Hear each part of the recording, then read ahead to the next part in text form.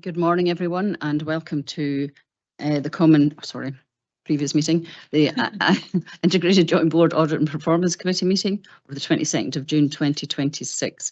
Can I firstly introduce the top table? I am the Chair, Councillor Sheila McCall.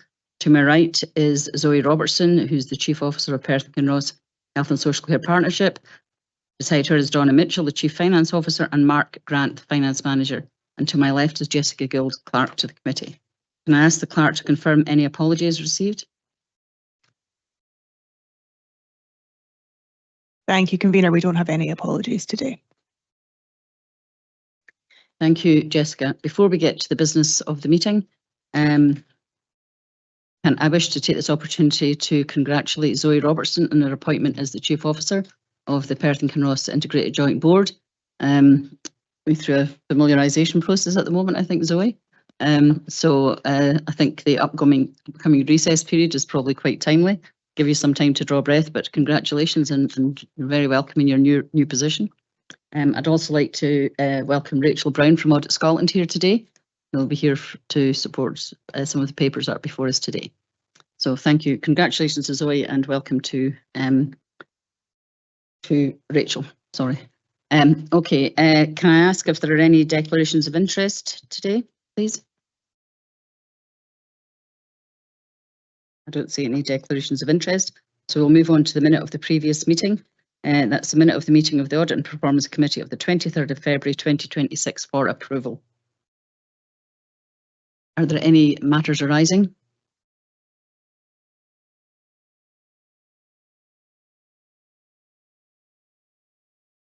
I don't see any matters arising or anything in the chat.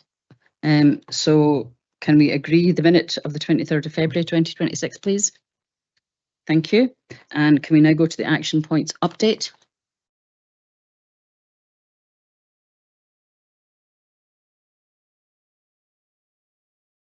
And we can ask the Chief Officer to provide any update on action 59 specifically.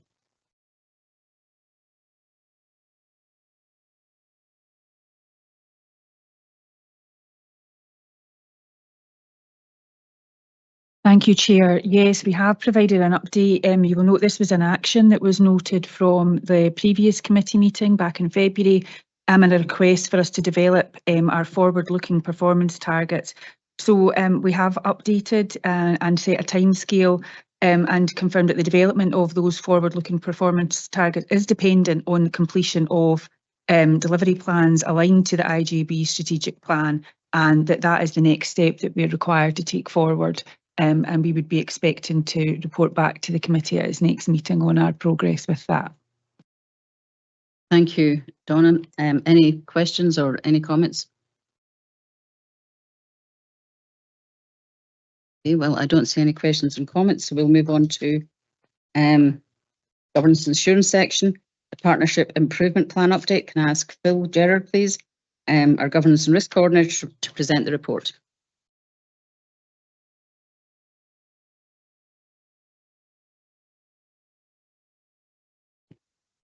Yeah, thank you, Chair. The report today provides a routine update to the committee on progress against our partnership improvement plan. Since the last report to this committee back in February, some good progress has been made, 7 actions now having been marked as complete since then. These include the approval of a 3-year workforce plan that went to IJB. We've made improvements to complaints or IJB complaints handling arrangements, which will come forward to IJB later this year. We've undertaken a review of the IJB's directions policy. Again, that will come later in the year to IJB for approval. We have a new HSCP IJB website live now, and we completed a self-assessment against the blueprint for good governance. These are all outstanding actions on the PIP now marked as complete.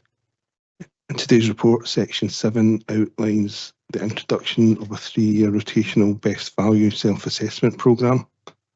It's in line with IP 99. This has also now been marked as complete. The proposed sequence of themes over the 3 years is set out, with the final paragraph in Section 7 explaining the rationale for this particular order. Themes are this year we're going to look at governance and accountability. Next year, partnerships and collaborative working, and in 28-29, vision and leadership. The report also highlights a small number of actions remain outstanding, with 4 currently open. Of these, 3 are assessed as a red status. We've got 1 as amber. These relate to the actions from premises and property internal audit, and there's an action identified in last year's AGS which is outstanding. We'll be working to address these outstanding areas during this year and to bring them back on track. Later on the agenda today, we have the AGS, and we have identified some potential new governance improvement actions there, which, once approved, will form a part of the PIP moving forward. So, in conclusion, we continue to make steady and consistent progress across our improvement plan. Regular reporting and reviews will ensure that the Audit and Performance Committee has ongoing visibility of actions as we work towards delivering the outstanding actions, as well as any new ones presented from the AGS. Happy to take any questions. Thank you, Phil. Do we have any questions in the room first? David Illingworth. Thank you, Chair. Two questions. Now that the new website has been implemented, do we have any feedback on how well it's been used?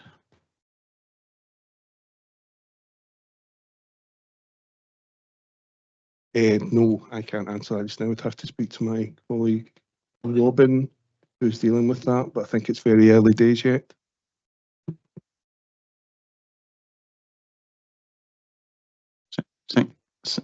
Thank you for that.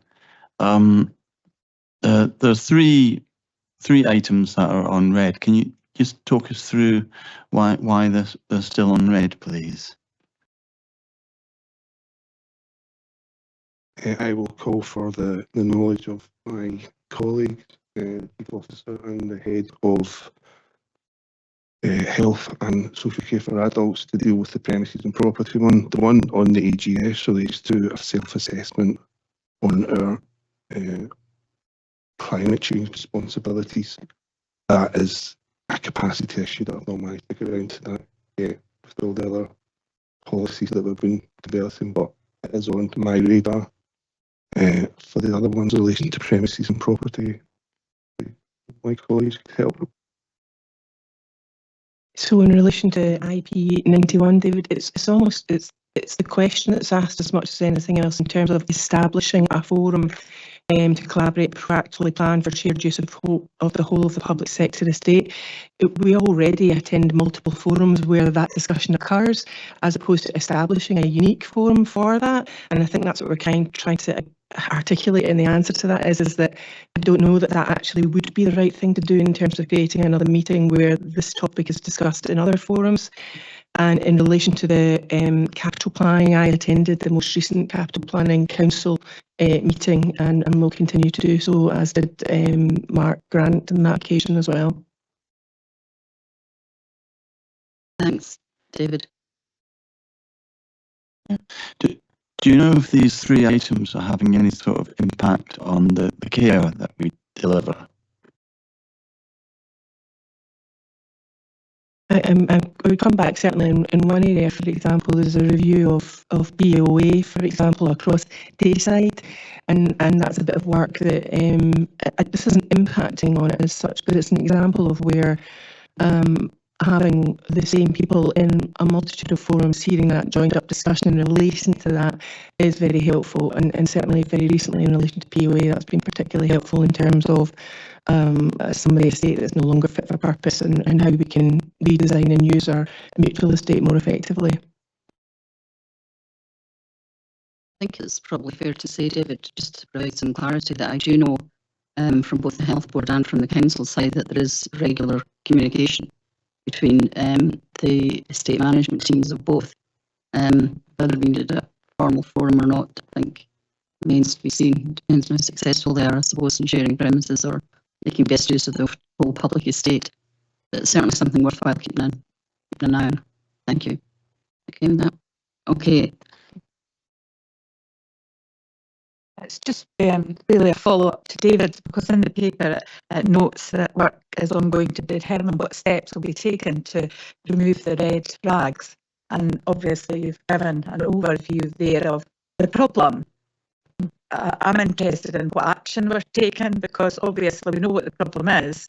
It's what action are we taking to overcome them. And we've got, I think the third one is IP 98, which is the policy regarding, or the directions policy regarding is it the climate stuff? So I suppose I'm just wondering what we're actually doing with regards to how we're going to make this change from red to green or to amber, or do we think actually that some of them are redundant, not the climate one, but that the states ones are more a redundant action? Potentially, Heather, that's my sense with it, and that was the discussion I had with my colleagues, was that it didn't feel actually that it was the right action, that we needed to articulate something that was clearer in terms of how it is that we manage that work moving forward. So, and we have struggled to answer that these over a period of time, and I think that's why, because it's not the right action for us. Did I come back on that? So I think that's really helpful. I think one of the things for me then would be how do we as a group go about making that change? If that's what's recommended, will that be brought forward then as a recommendation at a future meeting probably? Absolutely, Heather. What we'll do is we'll make sure that we've got have the wording updated, so that in the next committee this will be something that's brought forward for your approval, for it to be in the improvement plan in that format, and then a revised date and owner if required. In regards to the climate change, the action will be that Phil and I will take that action forward, as Phil's advised. It's been a capacity thing to not have it in front of you before now, but we have that in our plan for 26-27. It's been a delay on our part. Thank you, Heather. Martin? Thanks for that, and it's actually on that one, the climate change, because you've got a completion date or the 13th of March 2026. So that's passed. So we're going to get a new one. Perhaps not a new action, an update to the action at the next committee with a revised date for when we would envisage that to be complete. I think for all three of those red flag items that we'll update all of those and bring them back. Thank you. Is there anybody else in the room with a question? I don't think so. In that case, we'll go online, and I think, Sandra, you're first. Yeah, thank you very much, Chair. Just to check that my apologies that I have to leave at 11:30 are noted, and reiterate those apologies. So the comment that was made just earlier around the complaints handling policy, so that's just to offer public partner involvement, if that would be helpful in the design and content of that moving forward. And to ask on this paper, the best value self-assessment programme, can I ask, is that something, is that what a survey that was sent, is that the thing that was sent out really recently for completion online?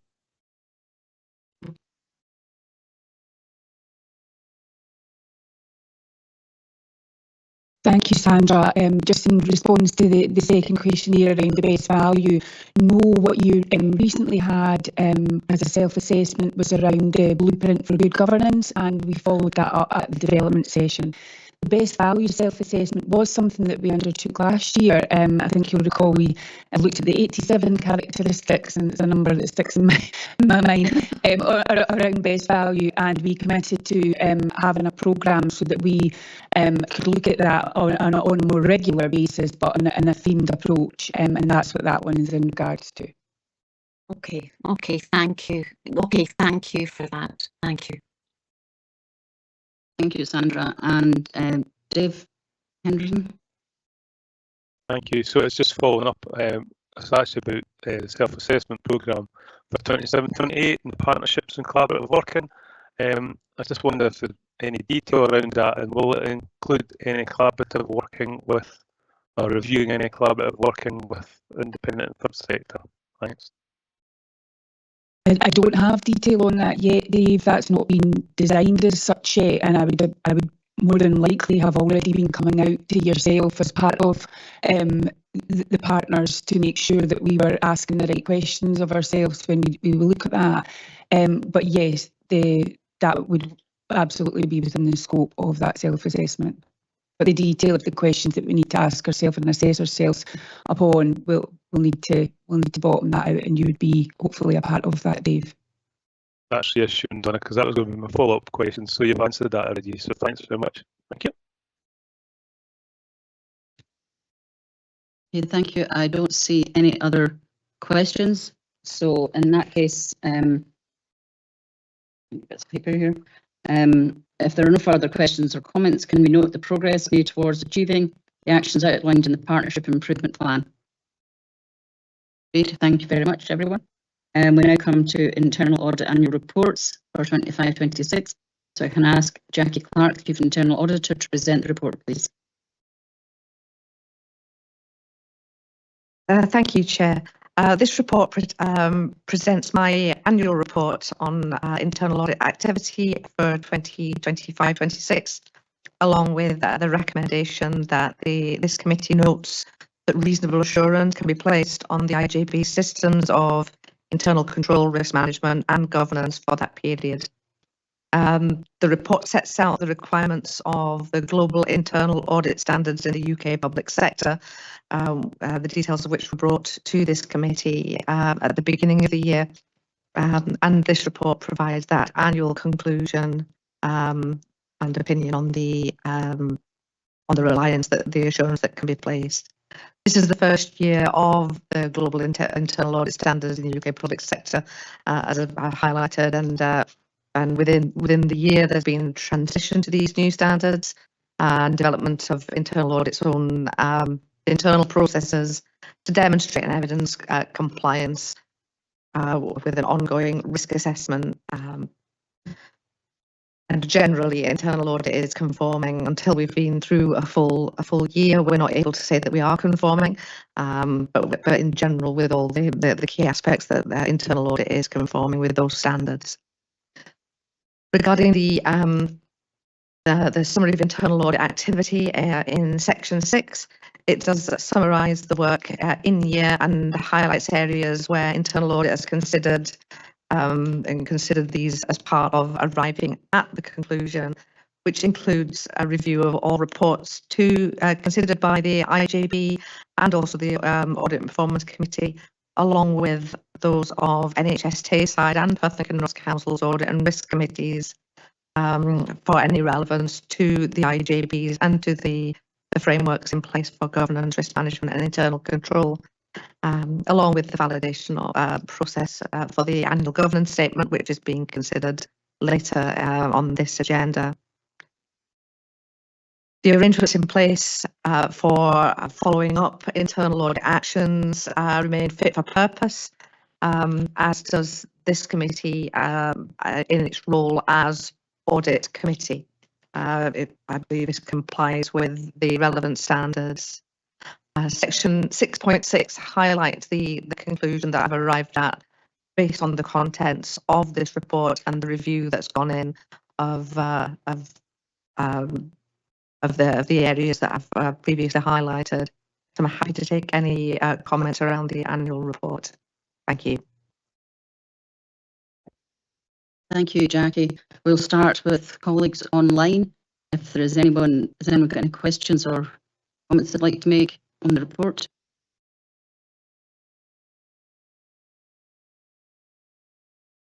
Don't see anything in the chat box.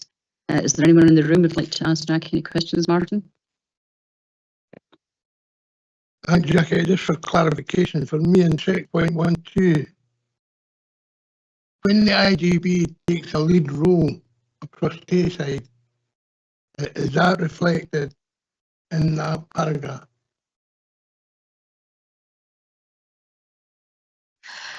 In regarding the lead partner arrangements, yes, it is. There is an audit which we'll come on to shortly in the next paper that we're undertaking on lead partner arrangements across Tayside, and the outcomes of that have been taken into consideration, although the report is not yet ready for consideration by yourselves.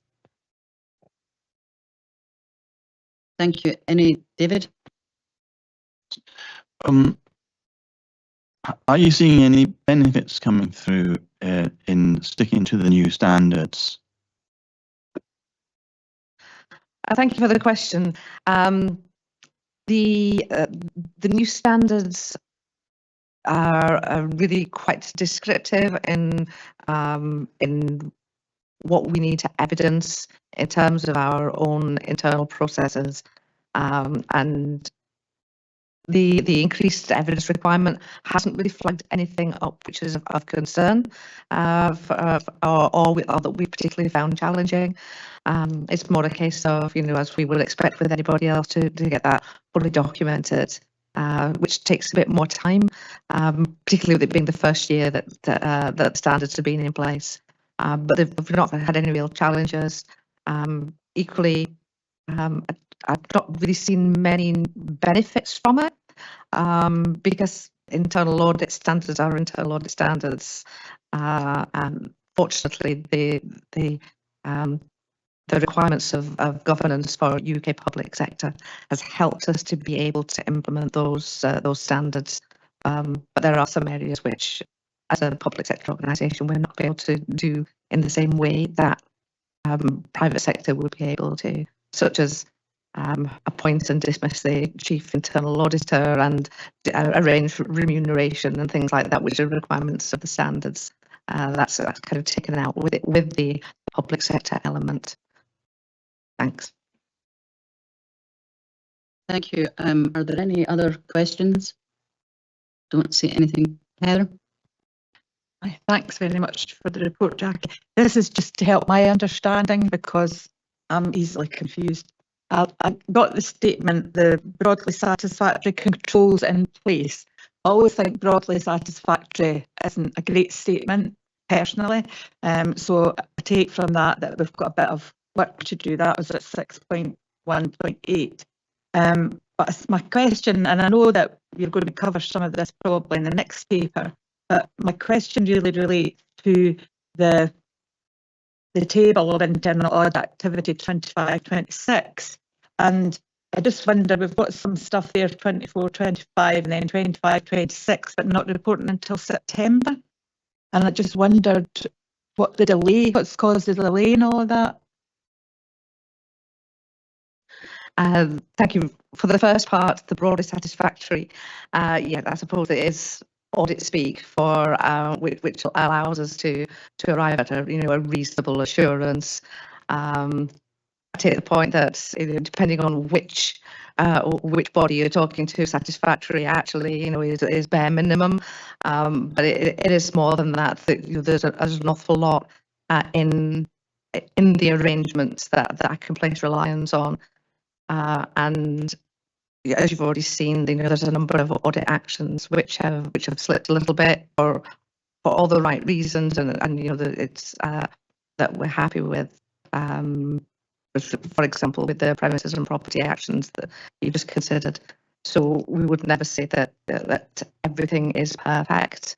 So I hope that kind of helps a little bit with the broadly satisfactory. It is audit speak, but we do have reasonable reliance, which is a good thing. Not substantial reliance, which would be the top, but also really quite difficult to achieve that top rating, if you like. You're right. I will be covering those other questions regarding the lead partner services and performance framework. I'm happy to do so now, but I would be commenting that. Thank you. I see. That's fine. I thought we'd be picking it up in the next one, but I think it just highlights an issue in this document. Thank you. Before we move on to the recommendations, I just want to make a general comment about the lead partner arrangements.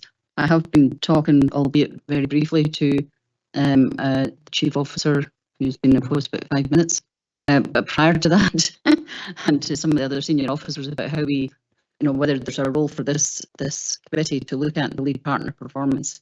And so we haven't quite fleshed all of that out. That's our summer recess work, I think. But we'll keep you posted if something bring this forward to the next committee. Okay, so if there are no further questions or comments, can we note the conclusion of the Chief Internal Auditor for 2025-26, namely that reasonable reliance can be placed on the IGB's risk management and governance arrangements and the system of internal control, subject to management implementation of the agreed actions detailed in the internal audit reports. Can we agree? Thank you very much, everyone. So we now move on to Jackie Clark again for the internal audit progress report. Jackie. Thank you, Chair. The report highlights the activity that's taken place since the last audit and performance committee of the IGB, where we have been engaging with colleagues in NHS Tayside internal audit function, along with those who are providing internal audit services to Angus and Dundee IJB regarding the lead partner audit, which is coming to a conclusion. We now have draft findings which are consistent across all IJBs, which are being taken forward by my colleagues in NHS Tayside to agree actions across the piece for all of those.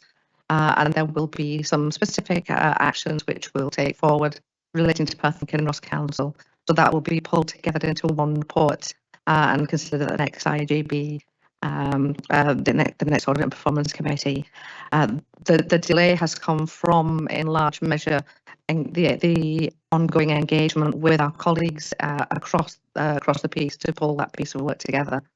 But as I understand it, the Chief Auditor for Dundee City Council, who is also the Chief Auditor for NHS Tayside, is taking forward the PAN Tayside actions today and tomorrow, and then she will feed those back to me as to what the outcomes of those are. So to answer your earlier question, Heather, that's one of the reasons why there's been a delay in that one.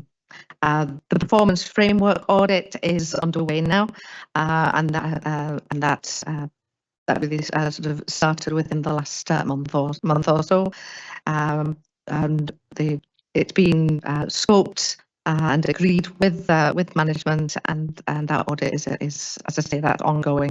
So we'll report back in September. It's more about a timing thing for when we were able to undertake that work due to some additional work elsewhere. But I'm quite content that that is now well underway, and we'll make it to the next Audit and Performance Committee. Thank you. Thank you, Jackie. So can we now note the progress made in the delivery of the internal audit plans? Noted. Thank you very much. I'm sorry, Martin.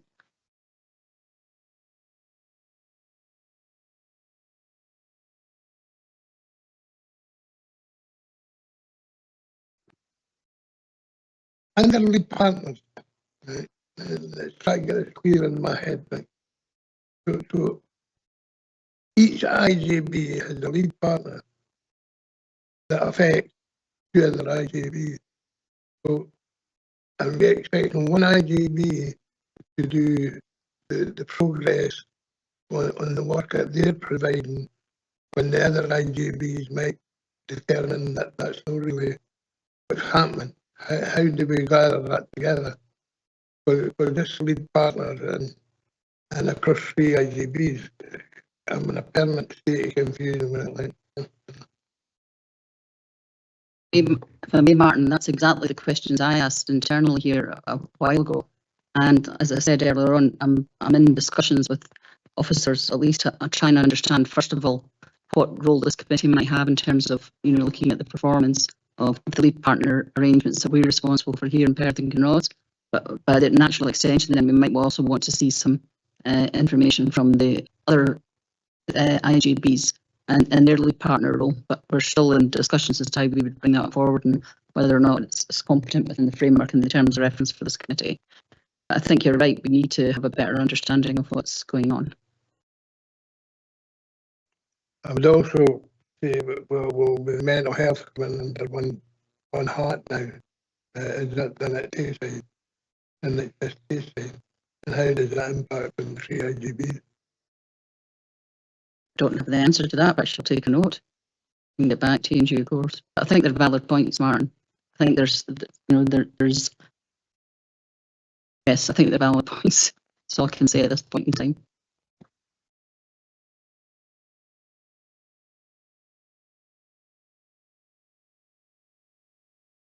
That's everything there, and we'll move on to the next paper, which is the, we did agree already. And Mark, even if it's a supplementary question. We did note it, yes. So now we move on to the draft annual accounts, the highlight of today, I think, Donna.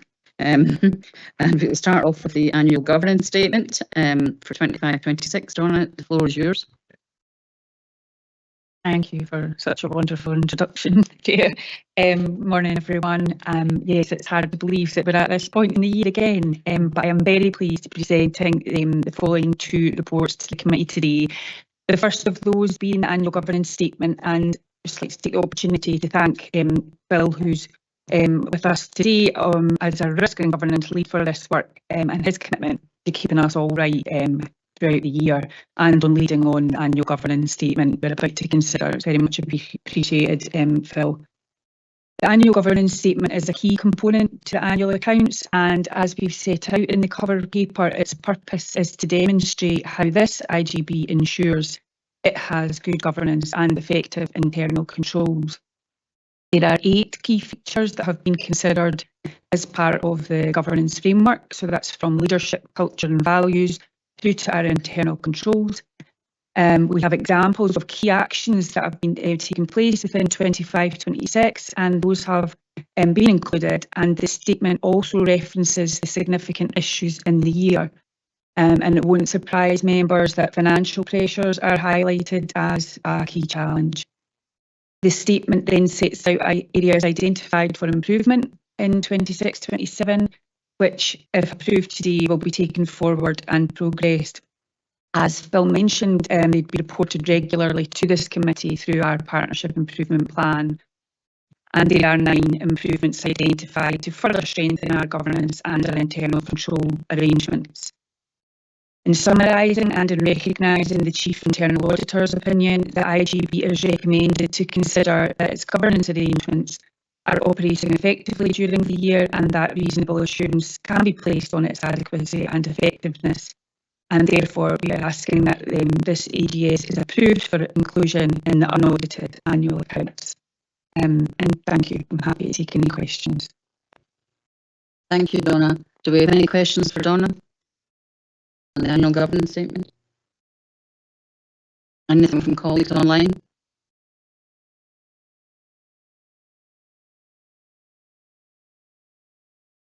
Okay, so I don't see any questions or comments. So therefore, can we approve the annual governance statement that's set out for inclusion in the unaudited annual accounts? Agreed. Thank you very much, everyone. And now we move on to the draft unaudited annual accounts themselves for 25-26, and can I ask Donna to introduce this report, please? Yes, thank you, Chair. Before introducing the unaudited accounts, I want to advise that due to meeting schedules, we are considering the annual accounts today, and the year-end financial report will be considered at the IGB meeting on Wednesday. So there is an opportunity for us to look at the underlying position and what the drivers of that have been. And that report is public, and you'll have a copy of that already, but that'll be considered at the IGB on Wednesday. But because of that kind of scheduling, I will provide a bit more explanation today in my introduction of the underlying financial performance. Just before that, as always, it's been a whole Health and Social Care Partnership team effort, and I'd like to record my thanks to Mark, who's here with us today, Callum Alsmeyer, and the Health and Social Care Finance team for leading the financial reporting throughout the year, and ensuring that we have a robust and timely set of unaudited accounts for consideration today. I would also like to thank the whole of the Health and Social Care Service teams for their work with Chris Jolly, leading and preparing on the management commentary, and that, again, this is very much appreciated. The opening section of the unaudited accounts is the management commentary, and its purpose is to provide the narrative that explains our performance, our risks and outlook, and that gives us context to the financial statements. Within the financial performance, the section sets out the underlying financial performance, and that the IGB's operational overspend was 3,345,000. This was partially offset by the application of all remaining general reserves of 164,000, meaning that the final position was 3,181,000. And of this, around 2.8 million was in relation to social care-led services and 368,000 in relation to health-led services. And in addition to the IGB's final outturn, there was a contribution of 1,180,000 applied to Tayside inpatient mental health.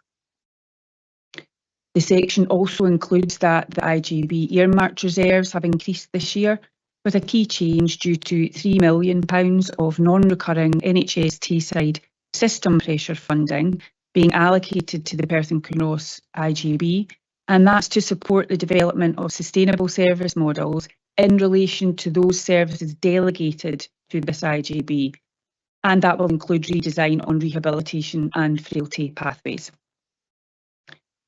Following the management commentary in the report is the financial statements themselves and the notes to the accounts, and these have been prepared in accordance with the SIPFA code and in order for them to comply with the local authority accounts regulations. We are happy to take any questions from the committee that would allow these unaudited accounts to be considered today. Thank you. Thank you, Donna. I'm sure somebody has some questions on the accounts. MD in the room?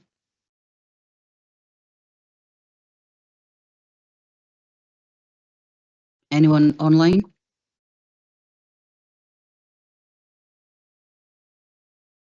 Heather?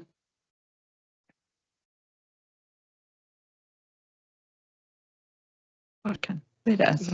I just want to say thank you very much for the commentary with the accounts, and I think we've been continuously briefed and kept up to date throughout the year, so that's probably why we're not getting a lot of questions here, and I welcome that, because then we've got no surprises.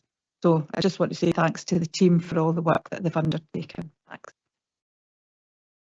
Well, you got in ahead of me there, Heather, because I was going to do that in my closing comments to the team. But I will. I don't see anybody with any questions that they have today. David, do you have a question? Is stealing the chair's thunder a capital crime? Not yet. That's all I can say. No, I do want to thank Donna, Mark and the wider finance team in particular, because it's no mean feat getting this prepared and ready for today's meeting and for the IGB on Wednesday. Having worked in finance myself in the past, I know what a challenge it can be to, first of all, well, I just know it's a challenge. Let's not go into the detail. And also, a lot of thanks as well to the wider management team of the Health and Social Care Partnership, because until Zoe was first appointed, they were multitasking and taking on the role of chief officer at the same time as trying to do their own job. So it shouldn't be underestimated the fantastic work that's been done to get to this stage today. So thank you very much, not just from me, but also from everybody else on this committee. So thank you. So I don't see any further comments or questions. And therefore, can we authorise the Chief Finance Officer to sign the unaudited annual accounts on behalf of the IGV? Great, everybody, thank you very much. All these briefings have been really helpful, actually. So now we move on to clinical and care governance, and I think is Mr. Aaron Singh online here to present this report? Yeah, thank you, Chair. I'll quickly run through the report in the pack. So the care and clinical governance report is for the period January to April of 2026. Section 5 of the report provides background to clinical and care governance and how we have been managing that within Perth and Kinross. And section 6 drills down a wee bit further in terms of the reporting period and the 4 meetings that were held during that period on the 16th of January, 13th of February, 13th of March and 10th of April, and the areas of assurance which were reviewed and looked at. The report goes on to note that NHS Tayside's Clinical Governance Committee met on the 5th of February and on the 8th of April, where they received assurance in terms of the work of the Care Governance Group, and Perth and Kinross Scrutiny and Performance Committee met on the 28th of January and on the 25th of March, again receiving reasonable assurance on those matters as well. Happy to take any questions, Chair. Thank you very much, Aaron. Are there any questions, first of all, in the room here?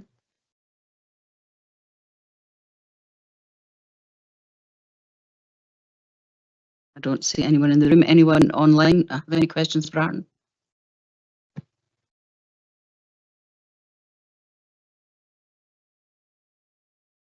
My goodness, there must be very comprehensive, self-explanatory reports here today. So thank you for everyone who prepared those. So if there are no questions or comments, can we agree the 8 recommendations in the report, please? Thank you, everyone. And so that brings us now to item 7.1, which is the work plan for 26. No, it's 26, 27. Yes, slight typo here in my notes. Any questions or issues on the work plan? Has everyone agreed to it?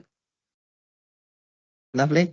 Well, in that case, if there are no other items outstanding, then can we just note the future meeting dates? And I will call this meeting to a conclusion. Thank you all for your attendance. Oh, I'm sorry, spoke too soon.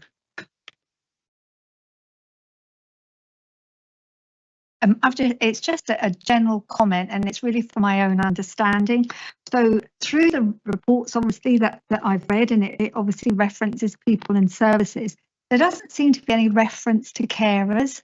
Now, I don't know whether that's because it's all grouped within, when we talk about people and services, right place, right time, it includes carers. I noticed that in the National Health and Wellbeing Outcomes, there is a reference. I'm not sure if it's 05 or 06, but it refers to unpaid carers, and it certainly I would have thought will have an impact financially, and thinking about the legislative changes that have come in regarding respite, etc. So it was just from my own knowledge, if that's okay.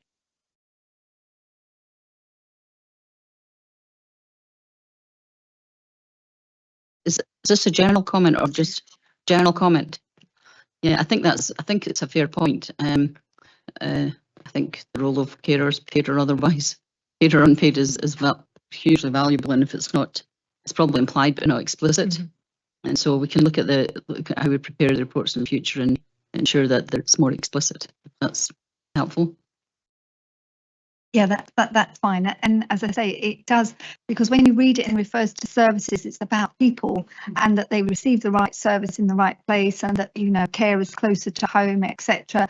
Whereas I see the unpaid carers role in that is slightly different. It's if it's about the individual who needs that support. So, but thank you. I just wanted to make that comment.